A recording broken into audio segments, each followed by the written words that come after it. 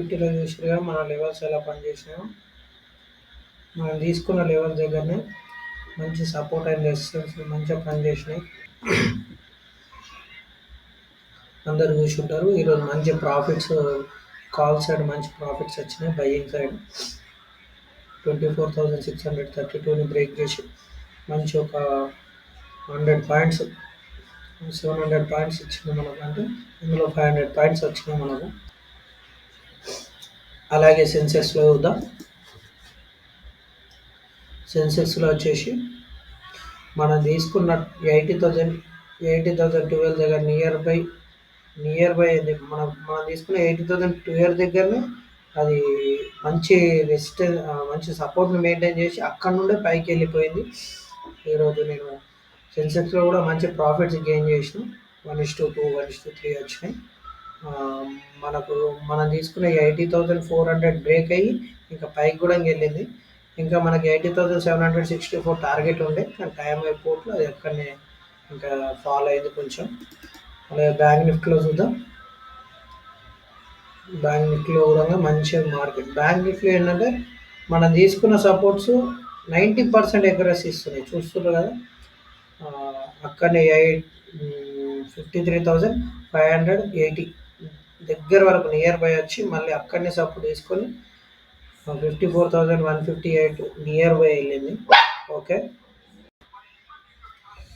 ఈరోజు Nifty levels వచ్చేసి resistance 24,726, support 24,550. Okay, ఇది మిడిల్. మనకు ఆల్రెడీ మనం మిడిల్ లెవెల్ ఒకటి పెట్టుకుంటాం, అంటే నార్మల్ సపోర్ట్ లెవెల్ 24,637.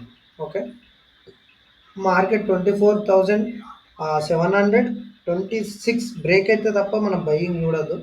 ఓకేనా, అలాగే 24,637 బ్రేక్ అయితే తప్ప సెల్లింగ్ చూడదు.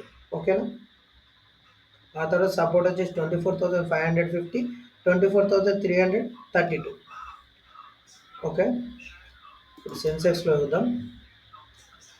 సెన్సెక్స్ వచ్చేసి 80,625 అనేది రెసిస్టెన్స్, సపోర్ట్ వచ్చేసి 80,036 అనేది సపోర్టు. మిడిల్ నార్మల్ సపోర్ట్ వచ్చేసి 80,334. దీని నుంచి కిందికి వస్తే తప్ప మనం సెల్లింగ్ చూడకూడదు. అలాగే 80,625 బ్రేక్ అయితే మాత్రం 80,920 నియర్ బై ఉన్న, అంటే మనకి ఇది నెక్స్ట్ రెసిస్టెన్స్గా పనిచేస్తుంది. ఆ తర్వాత రేపు ఇది అయిపోతే మాత్రం 81,700 అన్నది. బట్ ఇక్కడ దాకా వెళ్ళే అవకాశం అయితే లేదు మార్కెట్. బట్ మొమెంటం ఎటుంటే మనం అటే తీసుకోవాలా. ఓకే, ఇంకోటి సెకండ్ సపోర్ట్ వచ్చేసి 79,836. ఓకే, అలాగే బ్యాంక్ నిఫ్టీలో చూద్దాం. ఆ బ్యాంక్ నిఫ్టీ వచ్చేసి మనకి ఇంకా మిడిల్ రేంజ్ సపోర్ట్ ఏం లేదు, ఎందుకంటే కన్సల్టేషన్ జోన్ అయితే లేదు. బట్ ఇందులో ఒక కన్సల్టేషన్ జోన్ ఉంది. ఓకే, 15 మినిట్స్లో ఇక్కడ చూసుకుంటే ఇందులో కన్సల్ట్ అయ్యి ఇది బ్రేక్ అయిన తర్వాతనే పైకి పోయింది, కాబట్టి దాన్ని మిడిల్ రేంజ్లో పెడతాం మనం.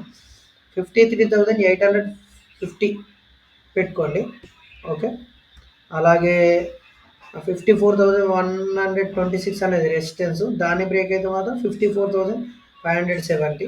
అదే 53,850ని బ్రేక్ చేస్తే మాత్రం 53,625 చూడాలి. అది కూడా బ్రేక్ అయితే 53,151 చూసుకోవచ్చు. ఓకేనా, రైట్.